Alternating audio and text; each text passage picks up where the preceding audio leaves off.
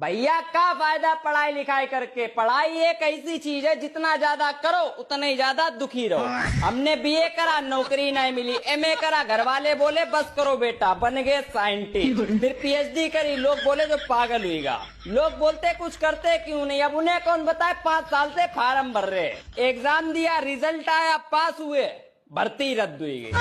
मोहब्बत और डिग्री में ज्यादा फर्क नहीं है, उम्मीदें दोनों से बहुत होती हैं लेकिन काम कोई नहीं आता। मोहब्बत ने ये कह के छोड़ दिया क्या है तुम्हारे पास, हमने कहा एमबीए है, कह रही मुझे एमबीए नहीं एटीएम चाहिए। सच तो ये है कि पढ़ाई से सिर्फ रिस्पेक्ट मिलती है, रोटी नहीं। डिग्री है, दिमाग है, मेहनत है, लेकिन अपने यहाँ का सिस्टम ही ऐसा है। कम पढ़े लिखे मालिक, ज्यादा पढ़े लिखे गेट कीपर।